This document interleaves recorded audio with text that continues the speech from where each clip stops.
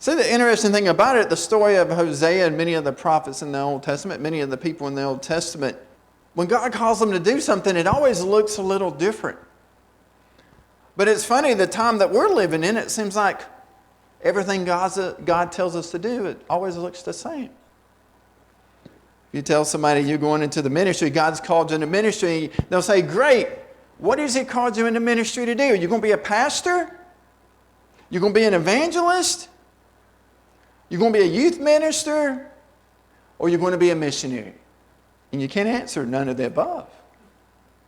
You got to pick one. Because that's the only thing God does. It's sort of taught that you got to pick. If you're going into ministry, you got to pick one of those things. And it was so surprising to me how everything is so cookie cutter. This is what it looks like. But at church, we do the same thing.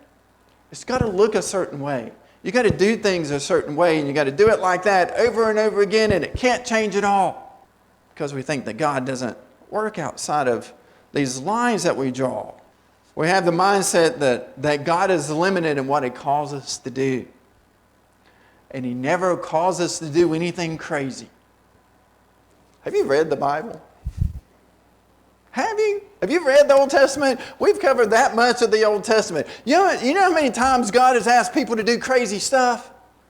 You ever been asked to do something a little on the crazy side? A lot of us may say, well, no, not really. I just want to follow it up. You sure about that?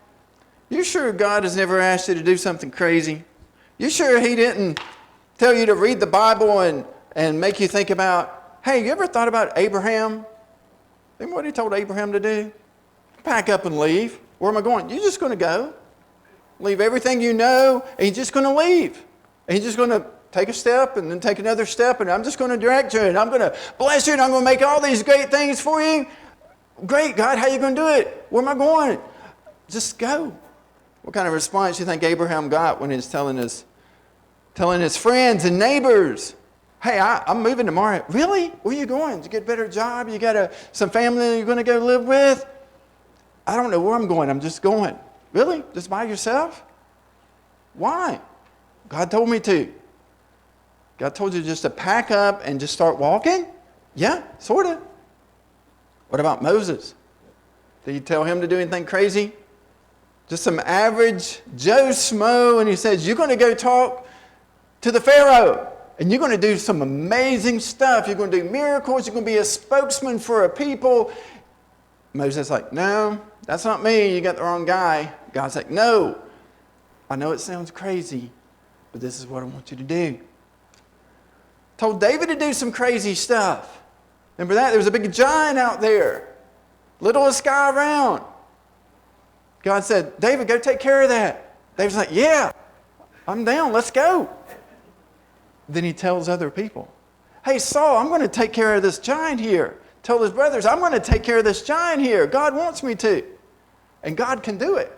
Because He's making fun of my God, and it's not making me very happy, and I'm going to take him out.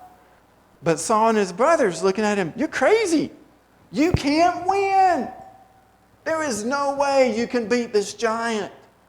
But if you're crazy enough to go here, try to put on this armor and try to dress like we're dressed and try to act like try to fight it like we would fight. David puts it on, and then it's like, well, this ain't going to work. I can't even walk. So he takes it off. We can keep going. Story after story. Crazy, crazy, crazy, crazy. But that was Old Testament. God doesn't ask us to do crazy anymore. Because God changed. Think that's true? I don't think it is either. I don't think God has changed. I think we have changed. We're not used to people seeing people do crazy. We're used to people doing the cookie cutter thing. I think God still asks us to do crazy. He wants to put us in situations where we look at it and everybody looks at it and says, there's no way you can make that happen. There's no way you're going to have success there. Because when you have that mentality and God puts you in that situation, guess what has to happen? God's got to show up. And that's what happens when you answer to yes to doing something crazy.